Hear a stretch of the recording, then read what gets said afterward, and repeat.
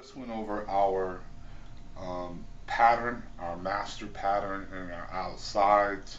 Um, we want to just go ahead and go over our stay patterns real quick because you need to be cutting specific types of paper. And speaking of paper, I just want to take a second to run through the paper. And when I'm talking about the grain or the bias of the paper, I'm actually talking about the way the paper bends. In this case, it's a little stiffer here. Okay, I want to go over when you're making a tab or your flap, and this is pretty generic information as far as you're going to kind of be repeating this 1,000 times as you get into handbag making. I wanted to just go ahead and show you that I'm just going to go ahead and turn this real quick, and let's see if we can get this to turn properly. And what we want to do here is pull these little tabs out, and see that goes down like that.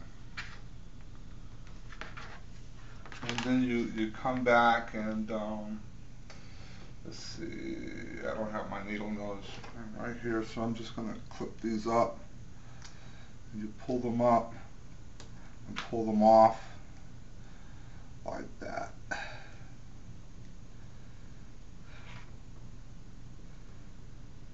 And this one doesn't want to come off, huh? Okay. Okay. And so you do that.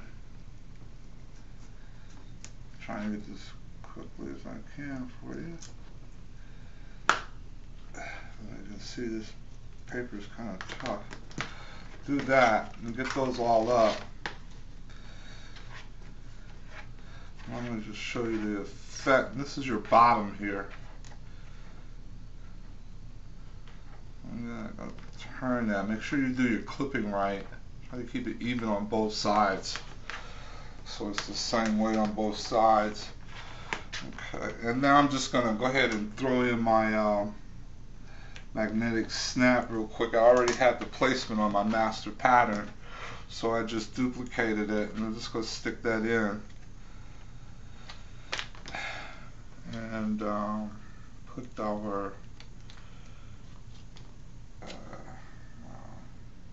prongs in, and I'll just go ahead and bend that over. I can do it with my hand. And then I'm just going to take a piece of masking tape and go over that. Not so big though. Just to get a little added protection. Now, that's the bottom.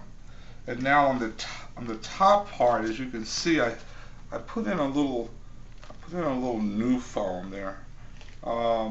And I actually got a little glue on the edge, and you want to try to stay away from getting glue on the edges, because once that springs down it won't come back up because it's glued, so it'll be kind of a funny ridge there. But we're going to go ahead and work with it, and you just be a little bit more careful than I. And again, we're going to turn this, and this new foam is going to give it just a little bit of feel, and it'll also protect from seeing this break in the paper here. So it has a couple different purposes, and so we're going to get this turned real quick, and let's go ahead and do it.